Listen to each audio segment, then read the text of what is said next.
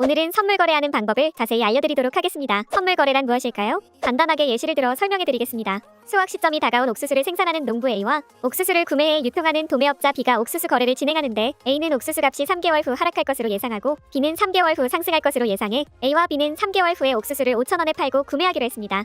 여기서 A는 3개월 후에 가격 하락을 예상했기 때문에 숏 포지션이 되며 B는 3개월 후에 가격 상승을 예상했기 때문에 롱 포지션으로 보시면 됩니다.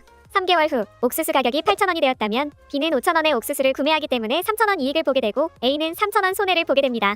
하지만 반대로 옥수수 가격이 2,000원이 되었다면 A는 5,000원에 판매하기로 했기 때문에 3,000원 이익을 보게 되고 B는 3,000원을 손해보게 됩니다. 이런 식으로 선물 거래의 경우 미래에 해당 코인이 상승할지 하락할지 시세를 예측하는 것인데요. 특이한 점은 상승 하락 시에 둘 다 이익을 볼 수 있는 양방향 투자 구조를 가지고 있으며 레버리지 기능으로 수익을 극대화할 수 있습니다. 하지만 현물 거래에 비해 단시간 내에 빠르게 자산이 손실되며 청산이라는 시스템이 있기 때문에 자산 관리를 해야 합니다. 또한 시장의 흐름을 파악하며 충분한 공부가 필요합니다. 그럼 이제 본격적으로 바이비트 선물 거래하는 방법을 알려드리도록 하겠습니다. 바이비트에 로그인해서 초기 화면 왼쪽 상단의 Derivatives에 커서 올려서 USDT 퍼페추얼을 눌러주세요. 현재 화면이 뜨게 되는데요. 선물 거래를 진행하려면 선물 지갑에 USDT를 보유하고 있어야 합니다. 오른쪽 아래에 보시면 Derivatives Account라는 항목이 보이실 텐데요. 에쿼티라고 본인의 자본을 확인할 수 있으며 Available Balance는 실제로 사용할 수 있는 금액을 확인할 수 있습니다. 디포짓을 누르시면 창이 뜨게 되며 실시간으로 입금을 진행하실 수 있습니다. 다음으로 컨버트를 누르시면 입금한 코인을 현물 거래로 통해 USDT 교환하지 않아도 바로 코인 전환이 가능한 기능입니다. 트랜스퍼는 현물 지갑 등 다른 지갑에 있는 잔액들을 다른 지갑으로 이동할 수 있습니다. 다른 지갑에 USDT가 있다는 가정하에 트랜스퍼 기능을 이용하여 잔액 이동을 하도록 하겠습니다.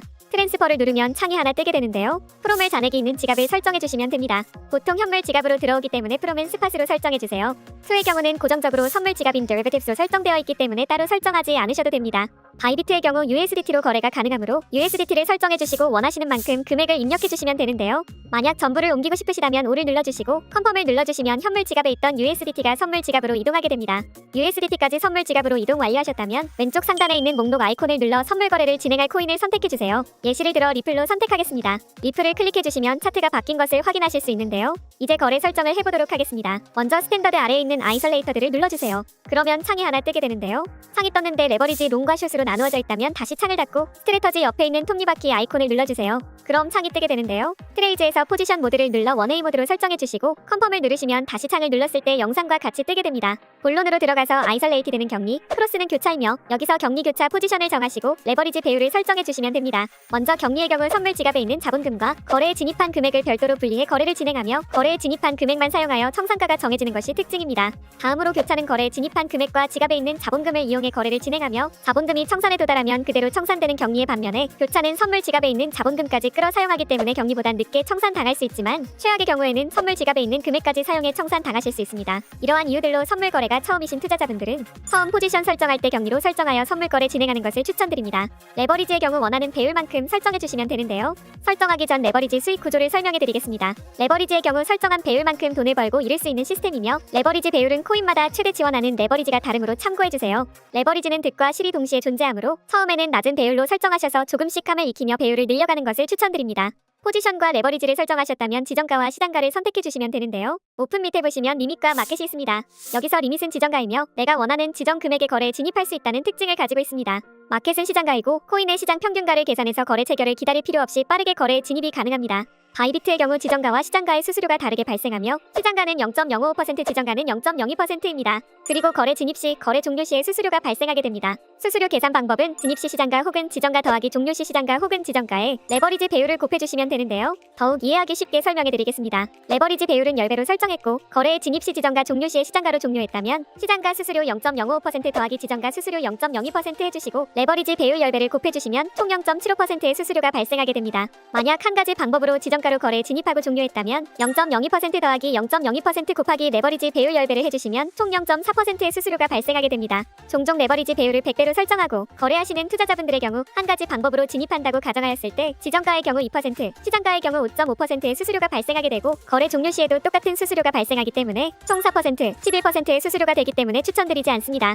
다시 돌아와 지정가로 거래를 진행해보도록 하겠습니다. 리밋을 눌러서 가격을 설정하는데 가격 설정이 어렵다면 옆에 있는 오더북을 누르면 가격이 자동으로 설정됩니다. 오더북을 이용해 거래에 진입하면 지정가임에도 불구하고 빨리 거래에 진입이 가능합니다. 다음으로 수량을 입력해주시고 손익절 설정을 하고 싶다면 롱 포지션의 경우 바이 롱 미드 TPSL을 누르고 숏 포지션의 경우 셀숏 미드 TPSL을 눌러주세요. 테이크 프로핏 USDT는 해당 금액만큼 이익을 봤을 때 입절을 하는 것이고 스탑로스는 해당 금액만큼 손해를 봤을 때 손절을 하는 것이며 설정한 금액에 도달하였을 때 자동으로 거래가 종료됩니다.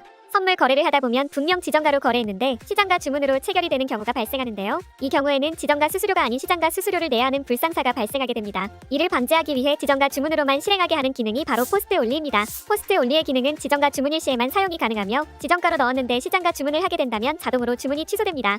포스트 온리 옆에 보시면 주문 옵션을 설정할 수 있는데요.